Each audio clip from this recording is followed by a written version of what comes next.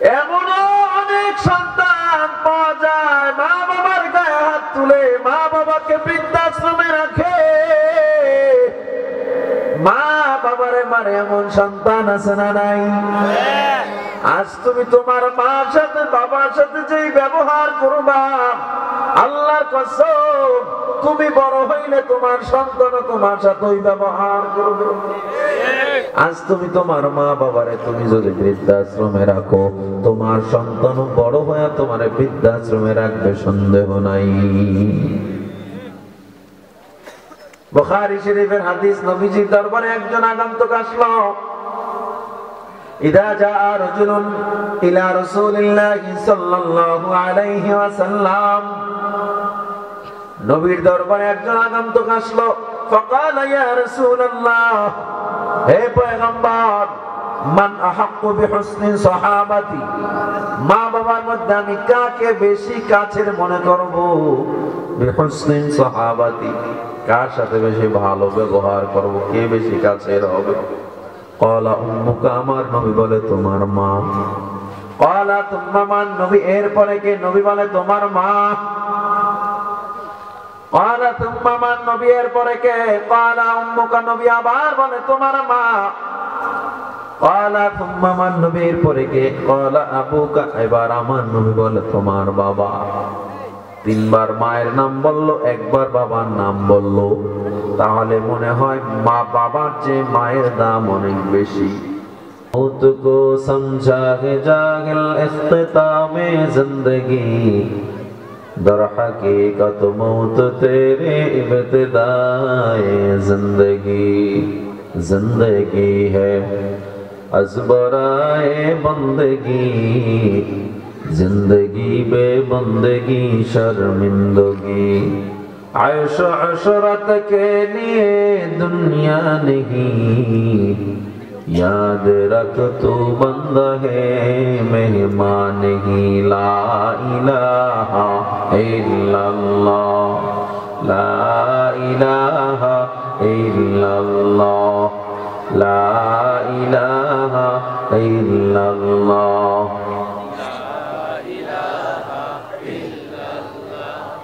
ला इलाहा इल्लल्लाह, जोरे ला इलाहा इल्लल्लाह, ला इलाहा इल्लल्लाह, ला इलाहा इल्लल्लाह, ला इलाहा इल्लल्लाह, ला इलाहा इल्लल्लाह, ला इलाहा इल्लल्लाह, ला इलाहा इल्लल्लाह, मुहम्मदुर रसूलुल्लाह। अस्तगफिरुल्लाह रब्बी मिन कुल्ली ज़ंबिन व अतूबु इलैहि, ला हौला वला कुव्वता इल्ला बिल्लाहिल अलिय्यिल अज़ीम। रब्बि इश्रह ली सदरी व यस्सिर ली अमरी वहलुल उक़दतम मिन लिसानी यफ़क़हू क़ौली। मोहम्मद अरबी है व नबी रस्त पेशवा,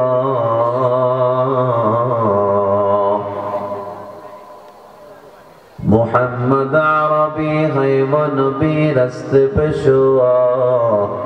आलम हुआ उसकी पैदाइश से उजाला,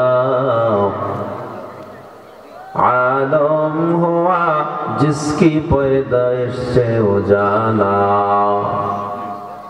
शफीउल उमम हमारा नबी रोज़ क़ियामत, शफीउल उमम हमारा नबी रोज़ क़ियामत।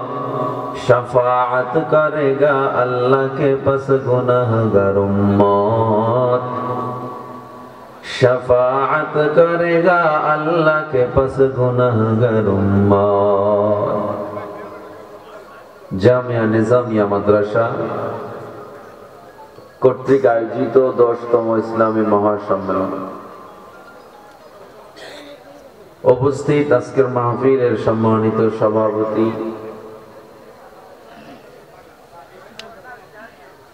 হাফিজ মাওলানা ফজলুল করিম ফেরদৌস সাহেব, মাওলানা মুফতি আবিদুর রহমান সাহেব, মাওলানা সিরাজুল হুসাইন সাহেব ও আলহাজ আব্দুল নূর সাহেব হাফিজাহুমুল্লাহ তাআলা। আজকের মাহফিলে আরো বয়ান পেশ করবেন পীরে কামেল মাওলানা আব্দুল খালিক সাহেব চরিতাতলী। আরো অনেক উলামায়ে কেরামগণ বয়ান পেশ করেছেন, করবেন। আল্লাহ তাআলা জামিয়ার এই মহতি আয়োজনকে পরিপূর্ণ হেদায়েতের জরিয়া হিসাবে কবুল করে নেন, পড়ি আমিন। আপনাদের হইছে কি, সিলেটের মানুষ নি এত ঘুমায়া থাকে, না করছেন জিকির, না পড়ছেন দুরুদ, না কোন আমিন, কোনটা না। আপনি হয়তো পড়ছেন, আমি তো দেখছি সবাই। এরপরে সালামের উত্তর দেন না, 3/2 মানুষ। এত বড় একটা জামিয়া মাদ্রাসার পাশে আছেন, সবার তো অন্তত মাদ্রাসার উসিলে আল্লাহর ওলি হয়ে যাওয়ার কথা, ঠিক না? আজকের এই মাহফিল প্রতিদিন তো হয় না, ঠিক না? যেহেতু একটা সুযোগ আসছে, এই সুযোগে আমরা আমলের ব্যাটারিকে চার্জ করে নেব, পারবো তো ইনশাআল্লাহ? আজকের এই মাহফিল থেকে আমরা আল্লাহর ওলি হয়ে বাড়ি যেতে চাই। আল্লাহ আপনি আমাদের কবুল করেন। ছোট্ট একটা আয়াত তেলাওয়াত করেছি, লাকাদ কানা লাকুম ফি রাসূলিল্লাহি উসওয়াতুন হাসানা। নবীজির জীবনীর মধ্যে রয়েছে আমাদের জন্য সবচেয়ে শ্রেষ্ঠ ও উত্তম আদর্শ। আমার নবীর জীবনের চেয়ে সুন্দর জীবনী, সুন্দর আদর্শ পৃথিবীতে আর একটাও হতে পারে না, হবেও না। লেনিনের আদর্শ, কার্ল মার্কস, পশ্চিমা সভ্যতা, গণতান্ত্রিক ধারা, প্রত্যেকটা বিষয়কে আপনি সামনে আনবেন, পৃথিবীর শ্রেষ্ঠতম প্রত্যেকটা আদর্শকে সামনে আনবেন। আমার নবীর আদর্শের সামনে সব ধূলিসাৎ হয়ে যাবে, ঠিক নেই?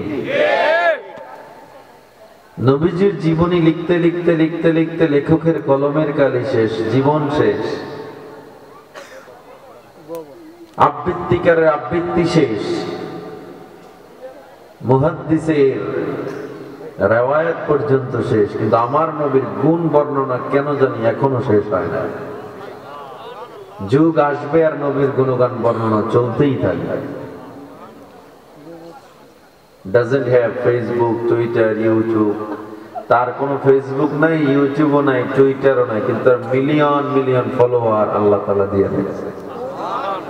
কোটি কোটি মুসলিম তাকে ফলো করে। শুধু তাই না, আমার নবীজির জীবনী আদর্শের উপরে কোনো মুমিন চলতে পারলে আল্লাহ তাআলা তাদের জন্য কত বড় ঘোষণা দিয়েছেন। দেখেন, বিদায় হজের ভাষণে আমার নবী বলে, আমি তোমাদের জন্য দুইটা জিনিস রেখে গেলাম, এক হলো আল্লাহ কোরআন, আর এক হলো সুন্নাহ, আমার সুন্নাহ অর্থাৎ নবীজির সুন্নাহ।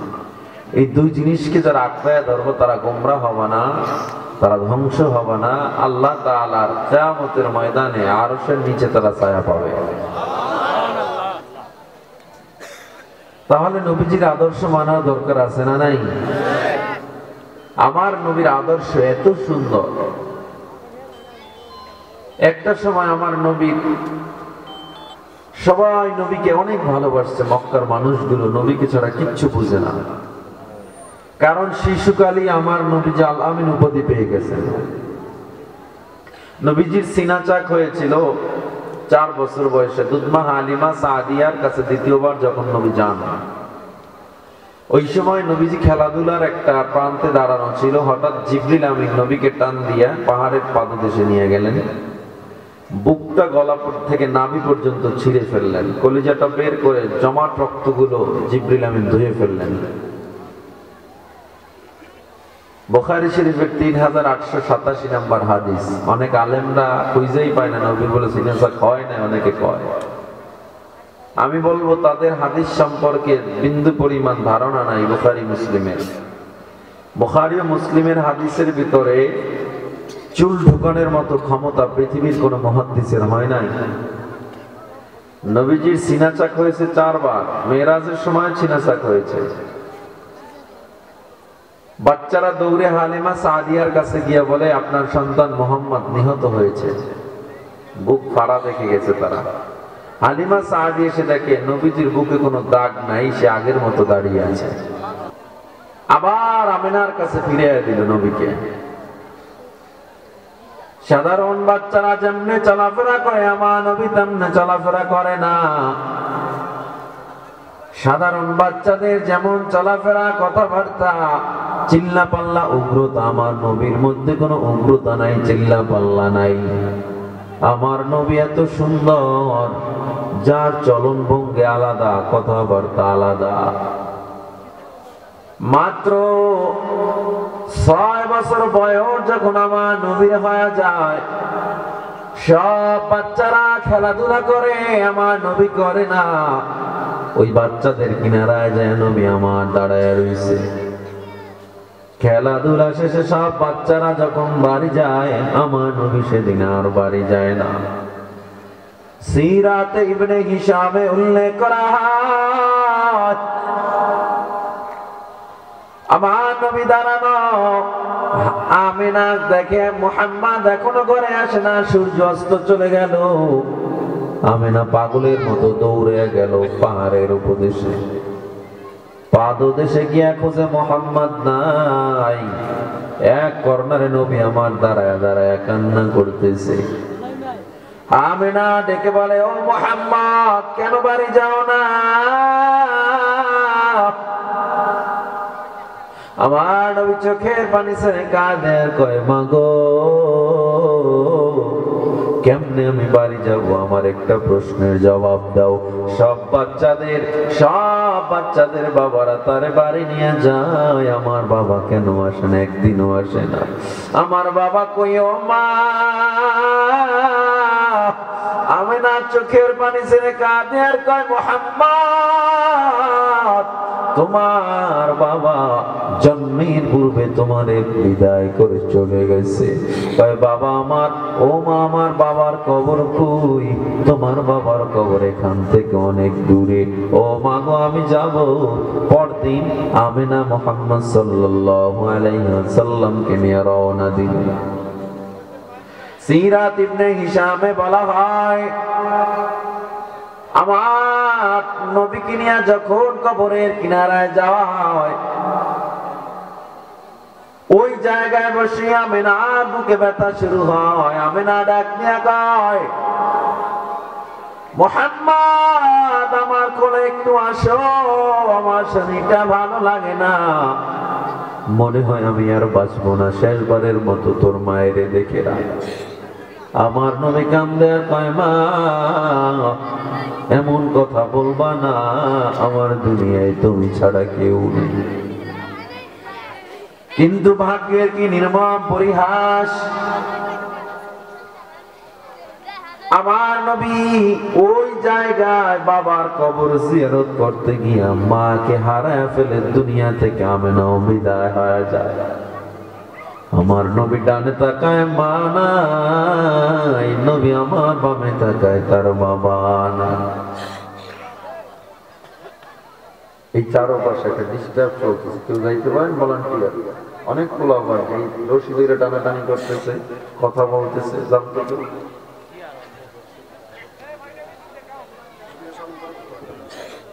আর জায়গা নাই শুনে। হে মুসলমান ইমানদার, ও যুবক, ভালো করে শুনে না, আমার নবীর আদর্শ কেমনে প্রত্যেক ধাপে ধাপে সুন্দর। নবীজি যখন মা হারা, বাবা হারা, আমার নবী আবার ইয়াতীম। আব্দুল মুত্তালিব দৌড়ে আসছে, নবীজির দাদা। নবীকে কোলে নিয়ে বলে, মুহাম্মদ, টেনশন করবা না, আমি যতদিন আছি তোমার কোনো সমস্যা হবে না। চাচা আবু তালেব এক কথাই বললেন, কিন্তু সিলেটের মুসলমান, আমায় একটু জবাব দেন। ও ভাই, আমায় একটু জবাব দেন। চাচা দাদা মামা যত আপন হোক না কেন, মায়ের মতো বাবার মতো কেউ আছে নাকি? আরো জোরে কও। এই দুনিয়ায় যার মা নাই, যার বাবা নাই, সে বুঝে মা বাবা কত বড় সম্পদ। আজকের মাহফিল শেষ করে অনেকে বাড়ি গিয়ে দেখবে মা এখনো অপেক্ষা। অনেকে গিয়া দেখবে মায়ের খাটটা খালি পড়ে আছে, বাবার খাটটা খালি পড়ে আছে, ইয়াতীম হয়ে গেছে। আমার নবী জানা দেয়, ও বিশ্ব জগতের মানুষ জেনে নাও, মা বাবা বেঁচে আছে এরপরেও জান্নাত কামাই করতে পারো না, তোমার মতো কপাল পোড়া সন্তান আর কেউ হতে পারে না। মা বাবার ব্যাপারে আমার আল্লাহ তাআলা জানা দেয়, ওয়াকাদা রাব্বুকা আল্লা তা'বুদু ইল্লা ইয়্যাহু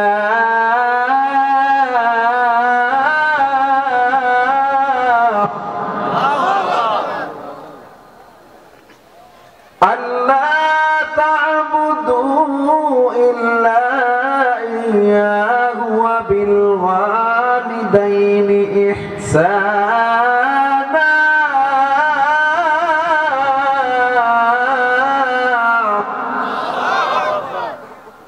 ইম্মা ইয়াবলুগান্না ইনদাকাল কিবারা আহাদুহুমা আও কিলাহুমা ফালা তাকুল লাহুমা উফফিন ওয়া লা তানহারহুমা ওয়া কুল লাহুমা কওলান কারীমা।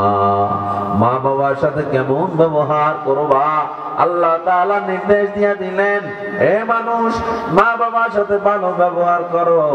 আর একটা সতর্ক আল্লাহ তাআলা করে দিয়েছেন আয়াতের শেষে, ফালা তাকুল লাহুমা উফ, মা বাবা তোমার কিছু বলছে আর তুমি উফ শব্দ এটাও বলতে পারবা না। মা বাবার সাথে উফ শব্দ পর্যন্ত বলা যাবে না।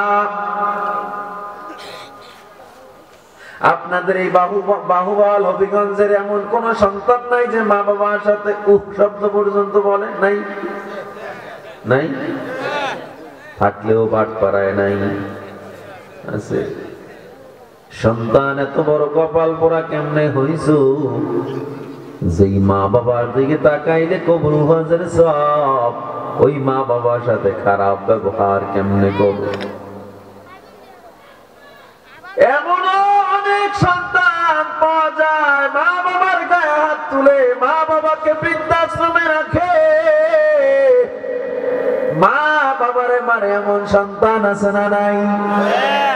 আজ তুমি তোমার মার সাথে বাবার সাথে যেই ব্যবহার করবা, আল্লাহর কসম তুমি বড় হইলে তোমার সন্তান তোমার সাথে ওই ব্যবহার করবে। আজ তুমি তোমার মা বাবারে তুমি যদি বৃদ্ধাশ্রমে রাখো, তোমার সন্তান বড় হয়ে তোমার বৃদ্ধাশ্রমে রাখবে, সন্দেহ নাই। বুখারী শরীফের হাদিস, নবীজির দরবারে একজন আগন্তুক আসলো। ইদা জাআ রাজুলুন ইলা রাসূলিল্লাহি সাল্লাল্লাহু আলাইহি ওয়াসাল্লাম, নবীর দরবারে একজন আগন্তুক আসলো। ফাকালা ইয়া রাসূলুল্লাহ, হে পয়গম্বর, মান আহাক্কু বিহুসনি সাহাবাতি, মা বাবার মধ্যে আমি কাকে বেশি কাছের মনে করব? বিহুসনি সাহাবাতি, কার সাথে বেশি ভালো ব্যবহার করব, কে বেশি কাছের হবে? ক্বালা উম্মুকা, আমার নবী বলে তোমার মা। ক্বালা তুম্মা মান, নবী এরপরে কে? নবী বলে তোমার মা।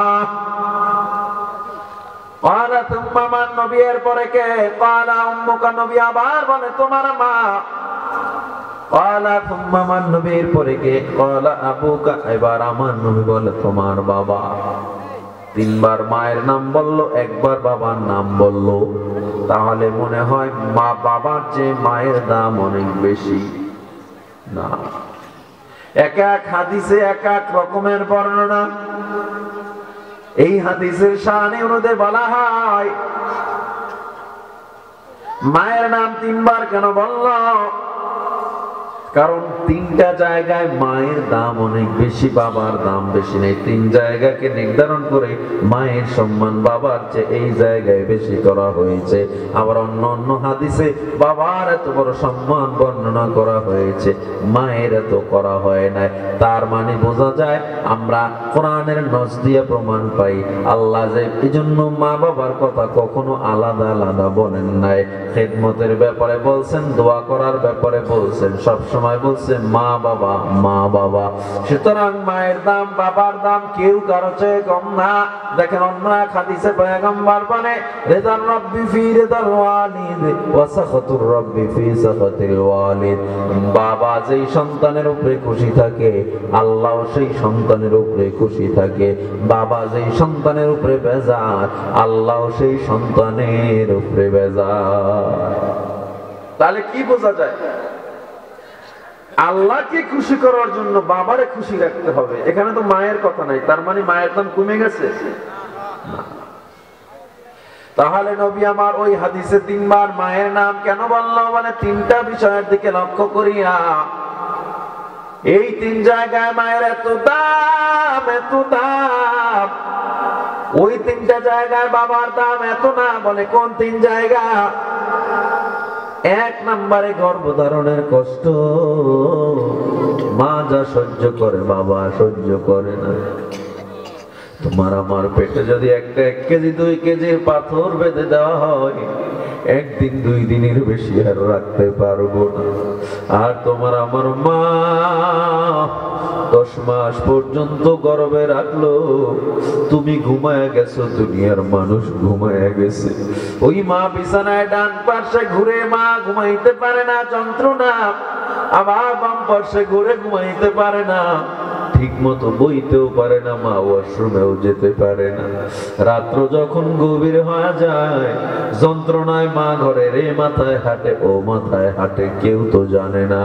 এই যে একটা মায়ের কষ্ট, কোনো বাবারা সহ্য করে না। এই জন্য নবী মায়ের নাম 1 নম্বরে বলেছে। দ্বিতীয় নম্বরে কেন নবী মায়ের নাম বললো? কারণ প্রসব বেদনার এত কষ্ট এই দুনিয়ার চিকিৎসা বিজ্ঞানীরা বলে, হে মুসলমান, প্রসব বেদনার এত কষ্ট, দুনিয়ার কোন মানুষ যদি 40 ইউনিট ব্যথা পায় মারা যায়। আর যখন মা সন্তান জন্ম দেয় 56 ইউনিট ব্যথা পায়, এরপরেও কোনো মা মারা যায় না। চিন্তা করেন কত কষ্ট করে সন্তান মা জন্ম দেয়। মা রাগ কইরা এত ব্যথা পায় সন্তানকে জন্মের পরে মেরে ফেলেছে। বরঞ্চ দেখা যায় মা সন্তানের চেহারা দিকে তাকায়া সব ব্যথা ভুলে যায়। ঠিক কিনা জোরে বলে? খিদমতে মা দর পে দর কুন সুবহ শাম, ঢাকে বাঁশি দর্দ আলম নে কো নাম। খিদমতে মা দর পে দর কুন ইখতিয়ার, ঢাকে শবি দর্দ আলম বখতিয়ার। মা বাবার খেদমত করো হে মুমিন। আল্লাহর নবীজিও মা বাবার ব্যাপারে কঠিন কঠিন কথা বলে গেছে। তৃতীয় নম্বরে নবী আমার মায়ের নাম কেন বললো? বলে লালন পালনের কষ্ট মা যা সহ্য করে বাবা সহ্য করে না। এই ঠান্ডার মধ্যে সবাই ঘুমায় গেল, আমার জ্বর আমার অসুস্থতা, আমার মা ঘুমায় না, মাথার পাশে বসে রাত কাটায় দেয়। এজন্য মায়ের তুলনা এই 3 জায়গায় বাবার চেয়ে মায়ের দাম অনেক বেশি। আবার অনেক অনেক জায়গা আছে যেখানে বাবার দাম অনেক বেশি। সুতরাং খেদমত যদি করতে হয় মা বাবার দুজনের করা লাগবে। ভালো যদি বাসতে হয় উভয়কে বাসতে হবে। আমরা যদি শব্দ পর্যন্ত ব্যবহার না করি, আমার মনে হয় আমার আল্লাহ তাআলার হুকুমের উপরে যদি আমরা মেনে চলতে পারি, আমার নামাজ, আমার রোজা, আমার হজ, যাকাত, আমার পর্দা, আমার সব ইবাদত তখন সার্থক হবে যখন আমার মা বাবা আমার উপরে খুশি থাকবে। ঠিক কিনা? আপনি 40 বার হজ করছেন, লাভ নাই, মায়ের বাজার কইরা কি লাভ? হে মুসলমান ইমানদার, আমার নবী যখন ইয়াতীম হয়ে গেলেন, দেখেন নবীর আদর্শ কত সুন্দর। 10 বছর বয়স হয় নাই, এর মধ্যে আমার নবী মক্কার মধ্যে সবচেয়ে বিশ্বাসী ব্যক্তিতে পরিণত হয়ে গেছে। আমার নবী নাম আল আমিন উপাধি দিয়ে দেওয়া হয়। মানুষ সামদেশে ব্যবসা করার জন্য যাইতো, আমার নবীর কাছে টাকা পয়সা আমানত রেখে যাইতো। তখন তো সেভিং ছিল না, ব্যাংক অ্যাকাউন্ট ছিল না। নবী এত বড় আমানতদার পর যখন 25 বছর হয়ে গেল, আমার নবী আম্মা জান খাদিজার সাথে বিবাহ বন্ধনে আবদ্ধ হয়ে গেলেন। আমার নবী এবার ধ্যানমগ্ন শুরু করলেন হেরা গুহার মধ্যে। দীর্ঘ একটানা নবী 40 বছর পর্যন্ত হেরা গুহায় ধ্যানমগ্ন করলেন, শুধু আল্লাহর জিকির করলেন, নামাজ পড়লেন। হঠাৎ করে 40 বছরের সময় জিবরিল আমিন হাজির হয়ে যায়, হেরার চারধার আলোকিত হয়ে যায়। জিবরিল আমিন নবীরে আমজা করে ধরলেন, বুকের ভিতরে চাপ দিয়ে বলে, ইকরা নবী পড়েন। নবী বলে, পড়তে জানি না। ইকরা নবী পড়েন, পড়তে জানি না। ইকরা বিসমি রাব্বিকাল্লাযী খালাক, পড়েন আপনার প্রভুর নামে যিনি আপনাকে সৃষ্টি করেছেন। আমার নবী এক টানে 5 আয়াত পর্যন্ত পড়ে ফেলল। সুবহানাল্লাহ। তাহলে বোঝা যায় যখন বলল পড়ো তোমার প্রভুর নামে, আমার নবী পড়া শুরু করলেন। এখান থেকে একটা মেসেজ পাওয়া যায়, যেই পড়ালেখার মধ্যে প্রভুর পরিচয় নাই, পড়ালেখা কইরা কোনো লাভ নাই। ঠিক কিনা জোরে বলেন? স্কুলে পড়েন বাধা নাই, কলেজে পড়েন বাধা নাই, ইসলামকে মাইনাস করিয়া কলেজে পড়েন, কোরআনকে মাইনাস করে পরে যদি ইউনিভার্সিটিতে পড়েন, যত বড় পণ্ডিত হন আর বিজ্ঞান হন, ইসলাম শিখলেন না, যেই জ্ঞান আপনার প্রভুর পরিচয় দিল না, আপনার নবীর পরিচয় দিতে পারলো না, ওই জ্ঞান শিখে কোনো লাভ নাই, লাভ নাই, লাভ নাই। হাই স্কুলে পড়েও যদি আপনি ইসলামটাকে মানেন, স্কুলে পড়েও যদি আপনি কোরআন বুঝেন, স্কুলে পড়েও যদি, মাদ্রাসায় না পড়েও যদি আপনি কোরআন বুঝেন, হাদিস বুঝেন, ভালো কথা, কোনো সমস্যা নাই। কিন্তু আপনি স্কুলে পড়লেন, কোরআন জানলেন না, হাদিস জানলেন না, কি শিখলেন দুনিয়ায়? বরঞ্চ দেখা যায় সমাজে এমন মানুষ পাওয়া যায়, নিজে কোরআন শিখে নাই, অন্য কেউ শিখতে কখনো উৎসাহ দেয় নাই, বরং সুযোগ পাইলেই কোরআনওয়ালাদের বিরুদ্ধে কথা কয়। আছে না নাই? হবিগঞ্জে নাই? কোরআনওয়ালাদের বিরুদ্ধে কথা আছে না নাই?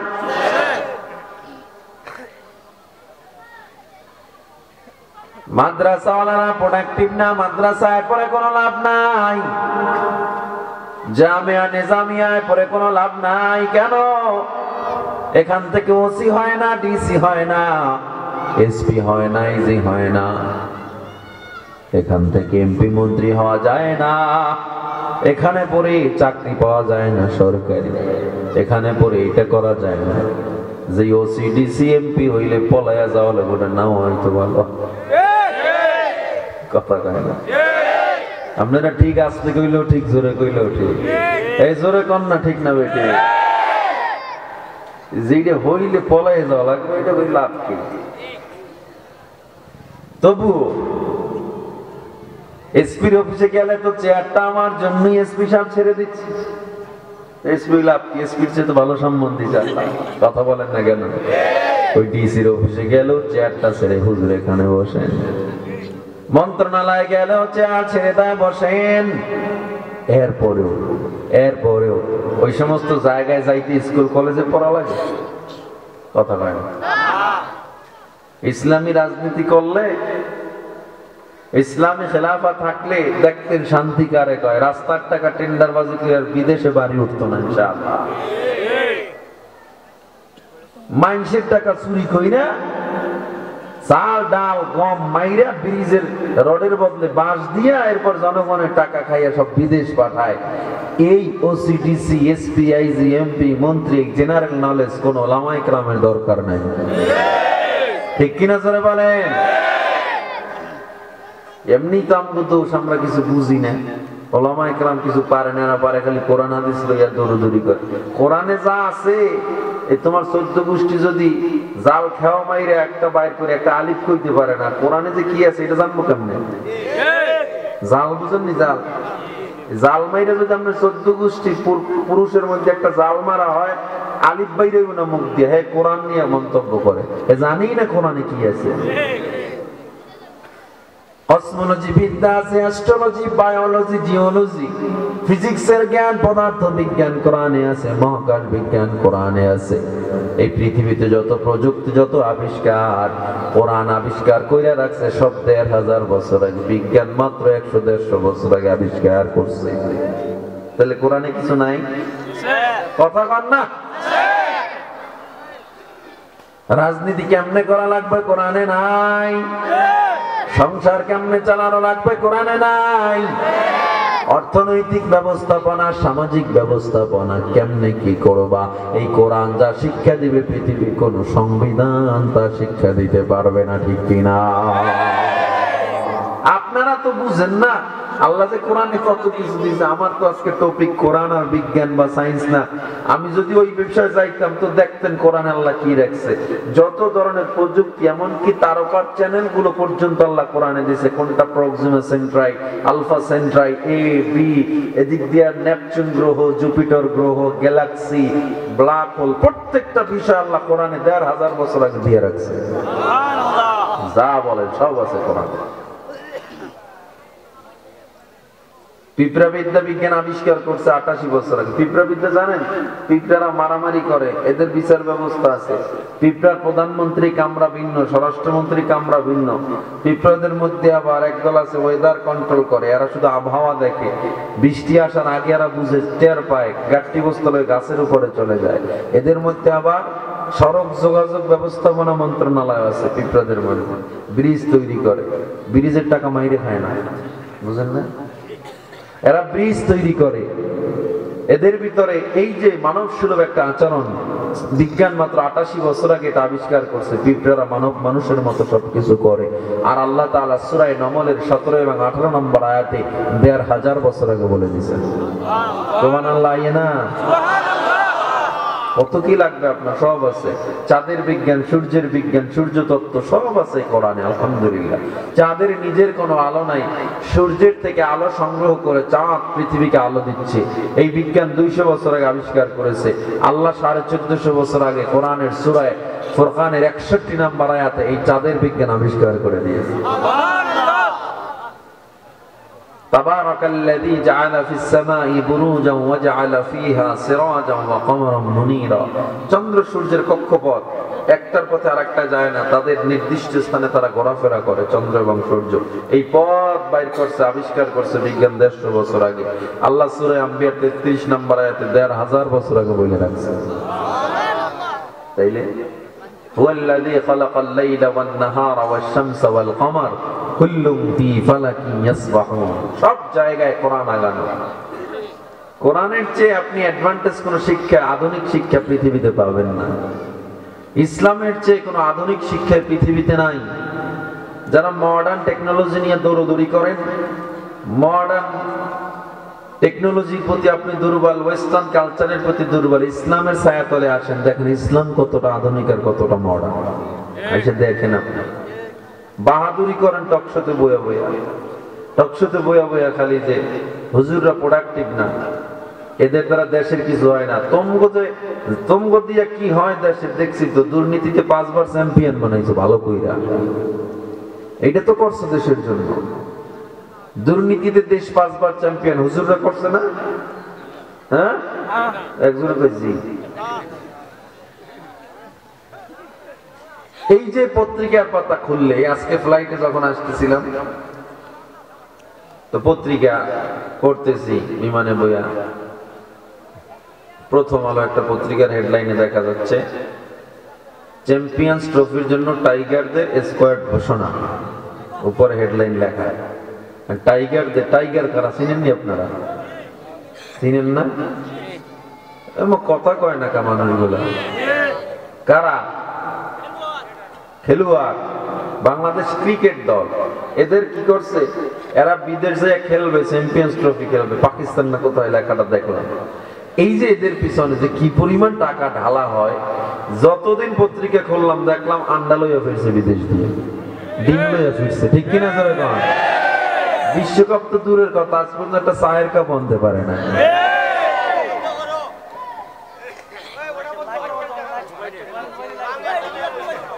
আচ্ছা আচ্ছা ঠিক আছে,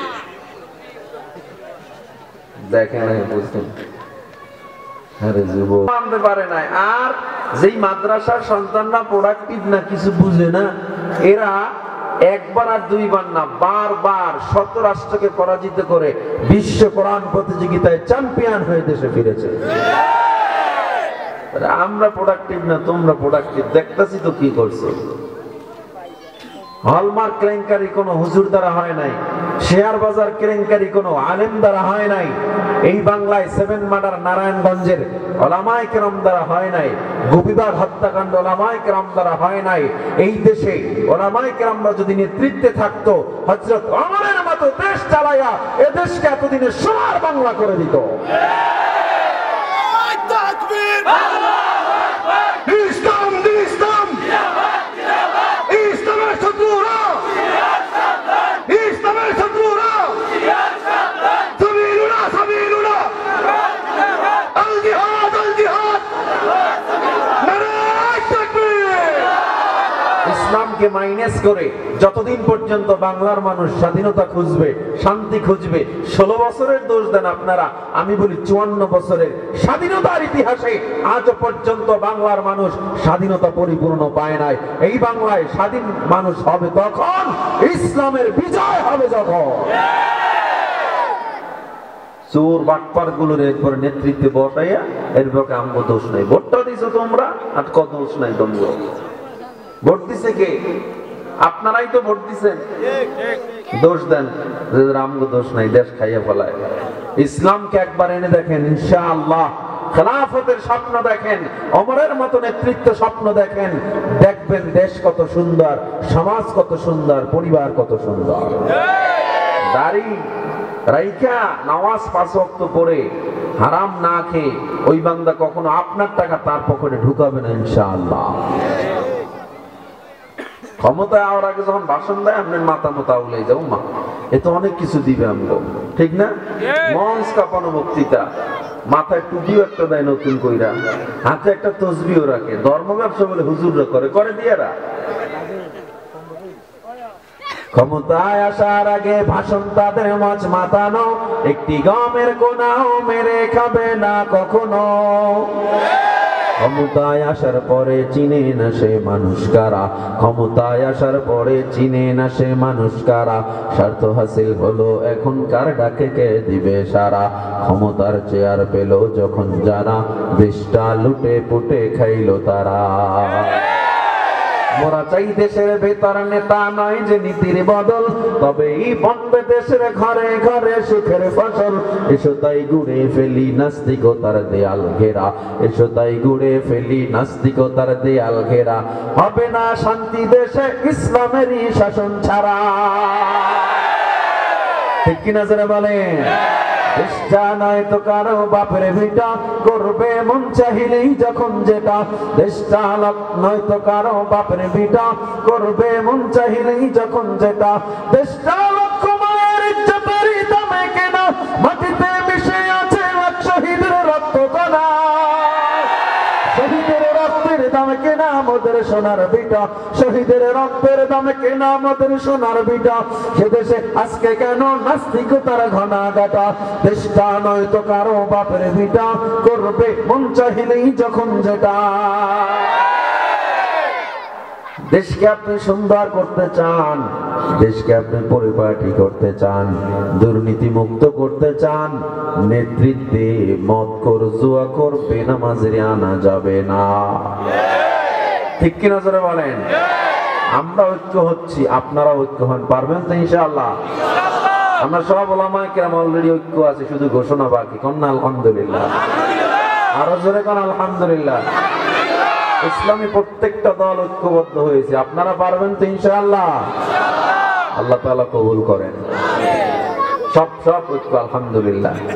চরমনাই বলেন, খেলাফত বলেন, জমিয়ত বলেন, হেফাজত বলেন, জামাত বলেন, সব রাজনৈতিক ময়দানে ঐক্য অলরেডি আমরা হচ্ছি। আপনারা রেডি আছেন তো ইনশাআল্লাহ? আল্লাহ কবুল করেন, বলেন আমিন। আল্লাহ এদেশে আপনি ইসলামের পতাকা উড্ডীন করে দেন, বলেন আমিন। আপনার রাজনীতি সুন্দর হবে তখন নবীর আদর্শ নিয়ে যখন রাজনীতি করবেন, ঠিক কিনা জোরে বলেন। কারণ আমার নবীর আদর্শ শুধুমাত্র লাকাদ কানা লাকুম ফি রাসূলিল্লাহি উসওয়াতুন হাসানাহ, নবীর জীবনের মধ্যে শুধুমাত্র আপনি আদর্শ পাইলেন, রাজনীতির আদর্শ পাইলেন না, হবে না। কারণ আমার নবী রাজনীতি কেমনে করতে হবে সেটাও শিখিয়ে দিয়েছে, কি দেয় নাই? মদিনা সনদ নবী নিজে মদিনা সনদের মতো দেশ চালানোর জন্য আমার নবী নির্দেশ দিয়ে গেছেন। এত সুন্দর করে দেশ চালায়। আমগো বাংলাদেশেও মদিনা সনদে দেশ চালানোর প্রতিশ্রুতি দিয়েছিল। ফাইনালি টোটাল সংসদ সদস্য সবগুলো সহভাগ এমন মদিনা সনদ দিয়ে চালাইছে। সামনেও যারা আবার আইন আবার ভাগার মতো রাজনীতি করেন না, ঠিক না? আমি এত এই যে রাজনীতির কথা বললাম, কেন বললাম জানেন? কারণ আমার নবীর জীবনী এবং আদর্শের মধ্যে রাজনীতি আছে না নাই? এখন যদি কোন রাজনীতির ওয়াজ কেন করেন, তাইলে নবীর ওয়াজ বাদ দিতে হবে। আর নবীর ওয়াজ যদি বাদ দেই তাইলে ওয়াজ মাহফিলের দরকার নেই। কথা বলেন। বলতেছিলাম অনেকের কোরআন দেখলে, কোরআনওয়ালা দেখলে মেজাজ গরম, মাথা গরম, আমরা প্রোডাক্টিভ না। এই কোরআনে আল্লাহ যে পরিমাণে জ্ঞান দিয়েছে, গোটা পৃথিবীতে কোনো বইতে আর গ্রন্থেই জ্ঞান পাবেন না। ঋগ্বেদ, গীতা, বাইবেল, রামায়ণ রিসার্চ করে কোনো মুসলমান বিধর্মী হয় না, কিন্তু কোরআন রিসার্চ করিয়া হাজার হাজার কোটি কোটি বেঈমান প্রতিদিন কালেমা পড়ে মুসলমান হয়ে গেল। আপনি মুসলমানের ঘরে জন্ম নিলেন, ডান কানে আজান বাম কানে ইকামত নিলেন, অথচ আপনার সন্তানটাও কোরআন পারে না, নিজেও কোরআন পারেন না। সন্তানটারে এত সুন্দর সুযোগ থাকতেও কোরআন শিখাইলেন না, নিজেও কোরআন শিখলেন না। কি জবাব আল্লাহর দরবারে দিবে? ও যুবক, আল্লাহর বান্দা, আমার নবীকে বলেন পড়েন আপনার প্রভুর নামে। আমার নবী যখন পড়লেন, এরপরে নবীর জ্বর উঠে গেল। আমার নবী থরথর করে কাঁপতে কাঁপতে আম্মা জান খাদিজার ঘরের কিনারায় চলে গেলেন। আমার নবী ঘরের কিনারায় যায় বলে, ইয়া খাদিজাতুল কুবরা জাম্মিলুনি জাম্মিলুনি, আমাকে একটু আমজা করে ধরো, আমাকে একটু ধরো, চেপে ধরো, আমার জান উঠে গেছে। আম্মা জান খাদিজা কম্বল দিয়ে নবীরে চেপে ধরলেন। আমার নবী ঠোঁট দুইটা আম্মা জান খাদিজার কানের কাছে নিয়ে চোখের পানি ছেড়ে কাঁদে আর কয়, খাদিজা আমাকে এতদিন এত ভালোবাসছো, হতে পারে এখন আর তুমি আমারে ভালোবাসবা না। কয় কেন? আমি এমন একটা কথা বলবো তুমি আমারে ছেড়ে চলে যাইতে পারো। আম্মা জান খাদিজা কয়, মুহাম্মদ, এই মদিনার মানুষ আপনাকে কতটুকু চিনেছে আমি জানি না। আমি আপনাকে বললাম, আমি আপনার চেয়ে বড় বিশ্বাসী মানুষ এই পৃথিবীতে দেখি নাই। আপনি যেটা বলবেন আমি অবিশ্বাস করব না, আমায় বলেন। আমার নবী কয়, খাদিজা একটু আগে আমার উপরে কোরআন নাযিল হয়ে গেছে, এখন থেকে কোরআনের আইন চলবে পুরো পৃথিবীতে। হেরার চারিধার আলোকিত হয়ে গেছে, এই আলো গোটা পৃথিবীতে ছড়িয়ে যাবে, এই আলো গোটা পৃথিবীতে ছড়াবে। এই আলোর দিয়ে আজকে দিনের প্রচার শুরু হবে। আম্মা জান খাদিজা নবীর হাতটারে শক্ত করে ধরে বলেন, ও পয়গম্বর, এই মদিনার মানুষ আপনাকে কতটুকু মানবে আমি জানি না, তবে আমি আপনার হাতে হাত লাগাইয়া ইসলামের সর্বপ্রথম মুসলমান হয়ে গেলাম। আমার নবী আম্মা জান খাদিজার দিকে তাকায় এবার খুশিতে কান্না করতেছে। ও খাদিজা, আমি ভাবছিলাম তুমি আমারে ভুল বুঝবা, কারণ এই হেরার আলোর এত পাওয়ার মানুষ সহ্য করতে পারবে না। যাদের মধ্যে হেদায়েতের নূর নাই তারা এটা সহ্য করতে পারবে না। সেই হেরার থেকে আলো যখন ছড়ানো শুরু হলো, সেই হেরার আলো আস্তে আস্তে আস্তে আস্তে প্রত্যেকটা যুগে যুগে সাহাবায়ে কেরাম তাবেঈন আইম্মায়ে মুজতাহিদিন থেকে শুরু করে সেই কোরআনের নূর আল্লাহ গোটা বিশ্বে ছড়ালেন। সেই কোরআনের নূর দিয়ে আল্লাহ দারুল উলুম দেওবন্দের ফ্যাক্টরি তৈরি করলেন। দারুল উলুম দেওবন্দ থেকে সেই কোরআনের নূর জামিয়া নিজামিয়া আল্লাহ দিয়ে দিছে, ঠিক কিনা? এই কোরআনের নূর কখনো নিভবে না, নিভবে না। আর এই নূর নিয়ে যদি আপনি আলোকিত হতে না পারেন, আপনার আমার যে কপাল পরা কেউ নাই। এই এলাকায় একটা মাদ্রাসা, এই মাদ্রাসায় আপনার জন্য দায়িত্ব হলো এই মাদ্রাসায় নিজের সন্তানটারে দিবেন, এই মাদ্রাসায় নিজের সন্তান দিয়ে সন্তানটারে বড় করবে, এই মাদ্রাসায় দিয়ে সন্তানটারে আদর্শবান বানাবেন। আমি আপনারে চাপা চাপি করে বলবো না, তবে নিজে চিন্তা করে দেখবেন এই কোরআনের চেয়ে সম্মানিত আর কোরআনের চেয়ে মর্যাদাবান কোন শিক্ষা যেহেতু নাই, আর যারা শিখিয়ে এদের চেয়ে মর্যাদাবান যেহেতু নাই, আমি নিজে পারি না, অন্তত সন্তানটারে নাতিটারে হলেও একজন কোরআনের খাঁটি খাদেম বানাবো। পারবো তো ইনশাআল্লাহ? আল্লাহ কবুল করেন, বলেন আমিন। জোরে কোন আমিন। এ মুসলমান ইমানদার, আমার নবীর আদর্শ মেনে নাও।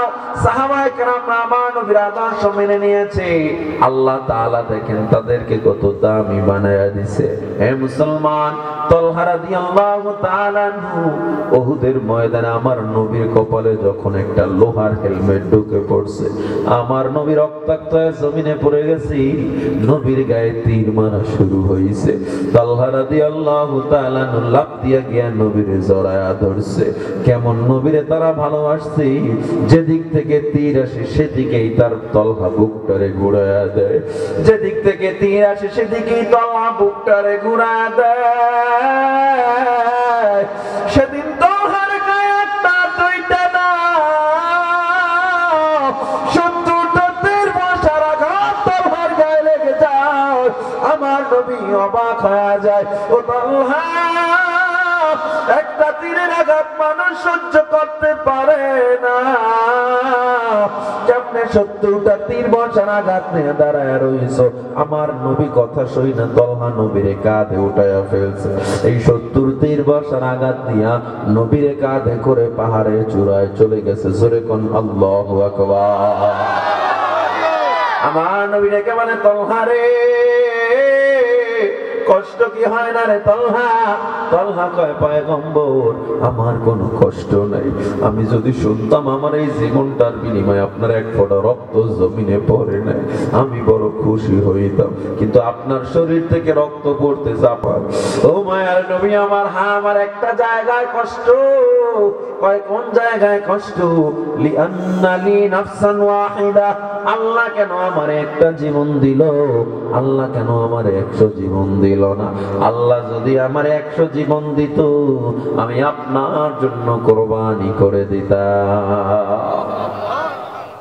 তাহলে নবীজির আদর্শে তারা পেয়ে কেমন, নবীর আদর্শে তারা কেমন সোনার মানুষ হইল, তুমি কেন হইতে পারবা না? ও আমার যুবক, ও আমার বৃদ্ধ বাবা, নবীর আদর্শ মেনে আমরা কবরে যেতে চাই কি চাই না? তাইলে নামাজ ছাড়া যাবে নাকি? রোজা ছাড়া যাবে নাকি?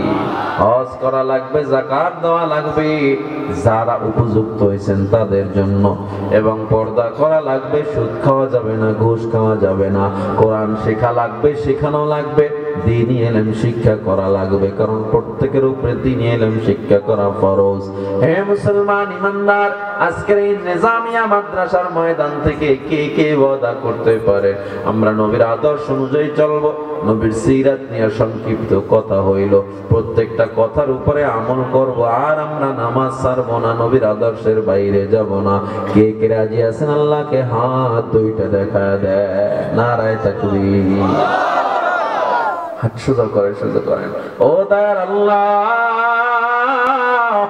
আমাদের হাতগুলো কবুল করে নেন। আল্লাহ, আমরা গুনাহগার ওয়াদা করতেছি, আল্লাহ গো, তোমার নবীর আদর্শ অনুযায়ী জীবন যাপন করার তৌফিক দেন আল্লাহ। আয় আল্লাহ, যেমনে চললে তোমার নবী খুশি, তুমি খুশি, সেইভাবে চলার তৌফিক দেন আল্লাহ। 5 ওয়াক্ত নামাজি বানায় দাও, পর্দাওয়ালা বানায় দাও, পারে না আমি আরো জোরে কোন আমি। কষ্ট হচ্ছে আপনাদের? আমার একটু অনুরোধ করছে, একটু কালেকশন করলে ভালো হয়। আমি পারিও না, বুঝিও না, করণীয় শর্ত দেওয়া আছে। মাদ্রাসার খাতিরে আমি একটু আপনাদের সহযোগিতা করে যাচ্ছি। আপনাদের দ্বীনি একটি প্রতিষ্ঠান, এখানে অনেক কাজ চলতেছে। আমি এগুলো বাজান পারিও না, করিও না। আমি মাদ্রাসা আমার যেটা কুয়াকাটায় দাঁড় করাইছি ওটা শেষ করতে 25 কোটি টাকা লাগবে। আমি এই চিন্তায় শেষ, প্রতিদিন ওয়াজ কইরা কইরা টাকা পড়া ইট কিনি মাদ্রাসায়, বুঝলেন না? আমার বাসায় বাজার করার টাকাও থাকে না। আমি আর এক মাদ্রাসা লই কখন টেনশন করব। যাই হোক, আপনারা এই মাদ্রাসা নিজের এলাকায়, নবীজি বলেছেন আল মাদ্রাসাতু বাইতি ওয়াল মসজিদু বাইতুল্লাহ, মাদ্রাসা আমার ঘর, মসজিদ আল্লাহর ঘর। আপনার নাম কি? রিটায়ার্ড টিচার, রিটায়ার্ড যে টাকা টাকা পান নাই, 100 টাকা শুরু করলেন, বড় দেন, বড় নোট দেন। 100 টাকা দিয়ে শুরু করছে, কি নাম? আব্দুল মান্নান। সাহেব আল্লাহ কবুল করেন, বলেন আমিন। এই 5000, 10,000, 1000, 2500 টাকার মতো আছেন কে দেখি?